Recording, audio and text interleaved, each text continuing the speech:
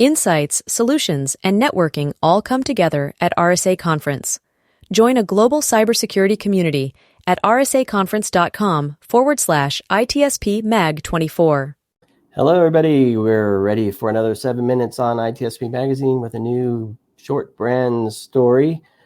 Today, I'm joined by Brooke Motta. She's the CEO and co-founder of RAD Security, a company that aims to be the ultimate source of truth for cloud breaches by creating unique behavioral fingerprints and detecting material changes in the environment. Thanks for joining us, Brooke.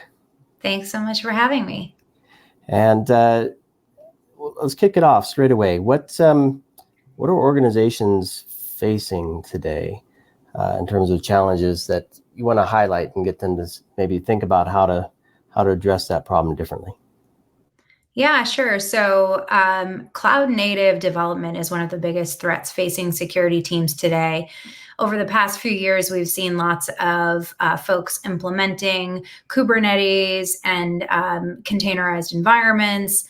And a lot of organizations are struggling to figure out what's happening with the infrastructure teams. There's a skills gap in terms of understanding what's happening.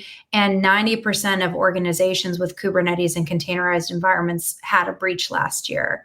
And so we're starting to see more and more challenges like the XZ vulnerability emerging as a result of malicious attackers identifying attack paths into containerized and cloud native environments. And what are the teams doing today that maybe either distract them from getting a handle on this, or is it the tooling? Is it the processes? Kind of shed a little more light on that for me. Yeah, sure. So one of the challenges is waiting for signatures to be developed or waiting for a CVE to be created to help remediate these challenges. Another is the lack of understanding when it comes to detecting and responding to infrastructure threats that are new and more complicated than what we've seen in the past. And so those are both two really new things that I think a lot of security teams are struggling to wrap their arms around. And when you mention infrastructure, can you give us a scenario, an example of something there?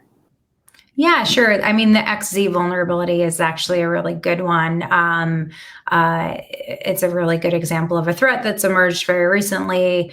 And, what you're doing a lot of times is waiting for a CVE to be created in order to remediate that sort of vulnerability. But what RAD's doing differently, if you don't mind me getting into that, is we're shifting to identifying anomalous behavior as a way to sort of identify threats sooner.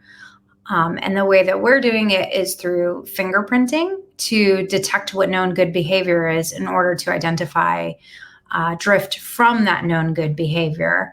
And that allows for infrastructure teams to be able to shift left and identify those threats like XC before they happen, and also before a signature is created or a CV is created.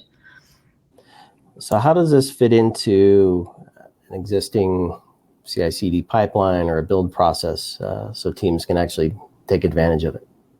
Yeah, sure. So we have one customer, which is an insurance company, that actually has it as a requirement that RAD be implemented in all environments before Kubernetes ever gets deployed.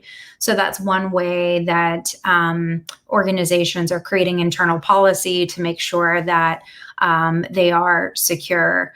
Another is to make sure that you're notified when drift does happen and drift from known good behavior. And so if we can get to the threat early, we feel that we're putting security teams, and our customers do too, in a much better position.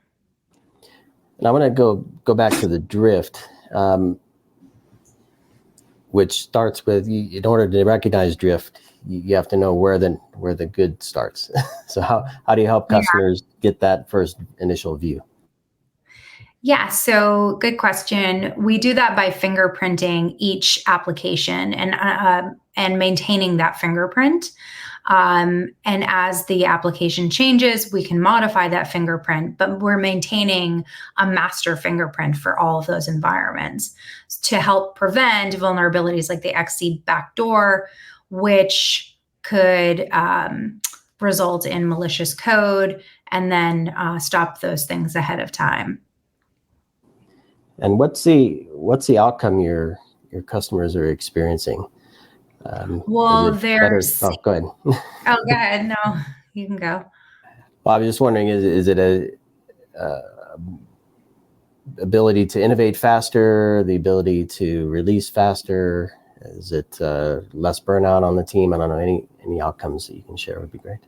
Yeah, sure. So one of our customers, which is in financial services, let us know that they reduced the time to development by 10% as a result of implementing RAD just in the early days. And we anticipate that number to grow significantly because of the fact that now they can just trust that as Kubernetes is rolled out and as the infrastructure teams are implementing in a cloud native environment, that they can trust that the environment is secure with RAD as we identify any possible anomalous behavior in a way that also reduces noise. And so I think people are tired of getting a lot of noise from cloud security solutions. And so we're trying to reduce that noise for our customers as well.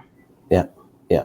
Good visibility, less noise, better actions. I love it. Exactly. And the actions part is important to point out because I think there's a lot of vendors out there that are talking about problems and not necessarily helping their customers with solutions. And so RAD is really mindful of that and making sure that with our response actions in our platform, our customers can get to remediation pretty quickly. Very good. 1 second. How can they find you? We're at rad.security or find me on LinkedIn, Brooke Motta. Perfect. And we'll see you at RSA conference as well. Thank you, Brooke. Thanks so much. That's been 7 minutes on ITSP Magazine. Thank you, everybody. Insights, solutions, and networking all come together at RSA Conference. Join a global cybersecurity community at rsaconference.com/ITSPmag24.